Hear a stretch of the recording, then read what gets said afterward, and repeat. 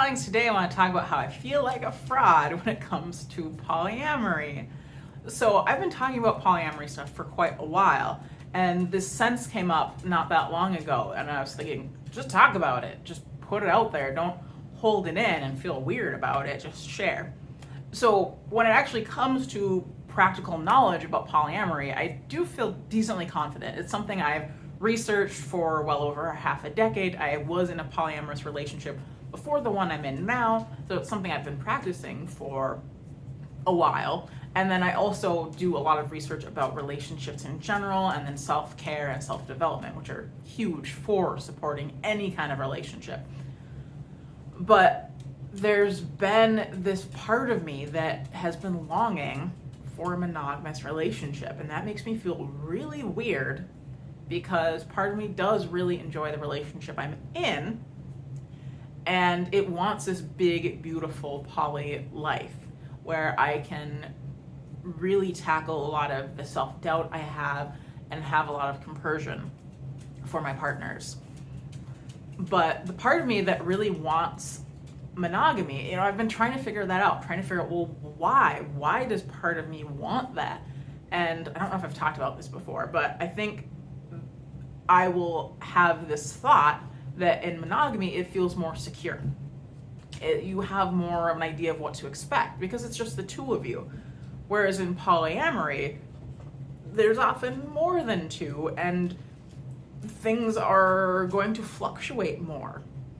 And, monogamous relationships I don't know if they're necessarily any more secure. I mean, there's a lot of them that don't work, and there are all sorts of things that can happen to throw a wrench into things. But I feel like polyamory, maybe it is more all over the place because more people could be coming in or leaving the relationship, and that could be a lot to handle or stressful. And then another thing that I will think about is if I was enough for one person, I feel like I would have a bigger sense of self-worth. And that's silly when I think about it because we all have inherent self-worth. It doesn't matter if we're single, it doesn't matter if we're with one other person, it doesn't matter if we're with one person who's with 100 other people. Our self-worth is always there and awesome, and it's not impacted by how others view us. And so I know I want to work on my self-worth and know that even if I'm not enough for one person, that doesn't mean anything about me. But it is hard because, so I have two partners, Five and Ronnie. Five I've been dating for longer, and I'm just insanely head over heels for him. And I really care about Ronnie, but Five, I'm just super compatible in all these different ways. And I've had this thought of he would totally be enough for me. And when I was thinking about how I wouldn't be enough for him, I felt sad about it. I was like, oh man, gut shot. And I think it feels more difficult because there was a person I was chasing for a year, and I felt like I was never enough for them. And that wasn't the case. It didn't have anything to do with my enoughness, but there just was this sense of they don't want me back because I'm not enough. And so I think I'm still carrying that wound of, if I could just find someone where I was enough for them, then I could feel really great about myself. But the thing is, I need to feel great about myself regardless. Like I said, it doesn't matter if you're single or with someone and all of that. It's just you have inherent self-worth. And so I know I need to do some work in boosting that and be more mindful on self-care. And I know things have been hard because I've been going back and forth from Ronnie and Fives to my place because I'm in the process of selling. And I think it might be easier when I'm moved in, but there is that fear of how will things change when I am moved in? Because a lot of times it feels like, I spend a lot of time with Five, and so I'm thinking, well, what will the shift be when it is all three of us?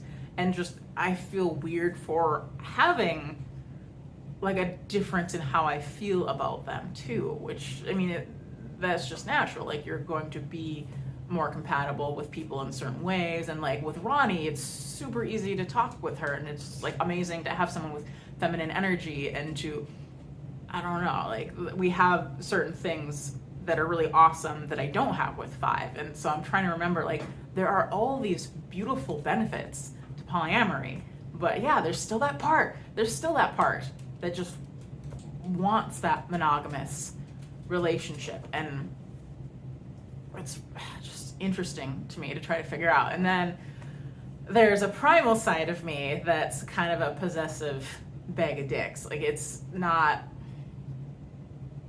you know, it's the more caveman part. It's the part that's not PC. It's the part that's selfish. It's the part that's just not the best. And when I used to think about my old partner, that part of myself would call him my mate. Be like, this is our mate. This is our person. And I was thinking about 5, and I was thinking, well, I can't think of 5 as my mate because he's a very different person, and I want to think of him as something else. And that primal side of me just sat up, and I was thinking, I know what we call him. Mine. And I was thinking, primal side, no, like that's very problematic. Sharing is caring. No. But yeah, I just have that old caveman reptile brain thing that if it could, it would like piss a circle around 5 to warn everyone else, like, this is mine. You know, it might be part of why I chew on him a lot. But yes, that's something I tackle frequently. And I was feeling really bad about it, but then I was thinking, I mean, we all have our animal natures, and that's why we're human. It was because we can learn to share and to not give in to that, so that we're not, you know, just eating and running all day long and all of that. Like, so luckily I feel like I have a decent handle on that side of myself, but it's just interesting to me. But yeah, I've been struggling with it. Just all of it, the whole longing for monogamy and trying to figure out what I really want. Because part of me is scared that I'm not strong enough for a polyamorous relationship. And I mean, so far, everything has felt doable.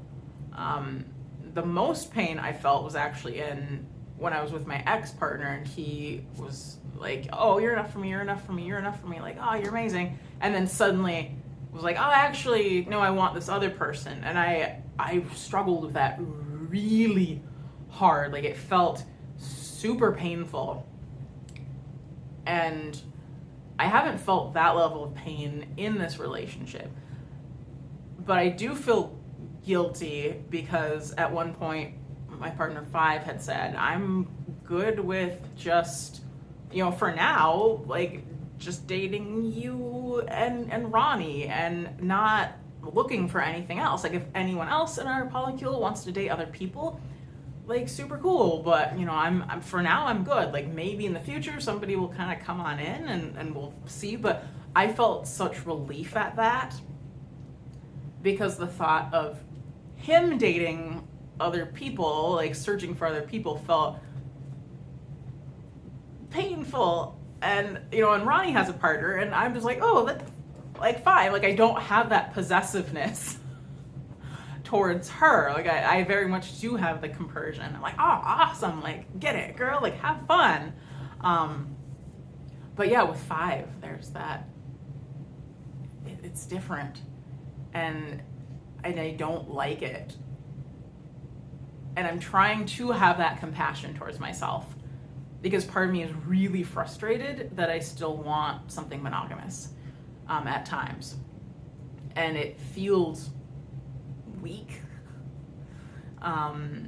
because I view people who really have polyamory down as being very strong, as being very capable, as being just so great at managing their thoughts and their feelings and really lifting themselves up and just having that confidence, that self-esteem.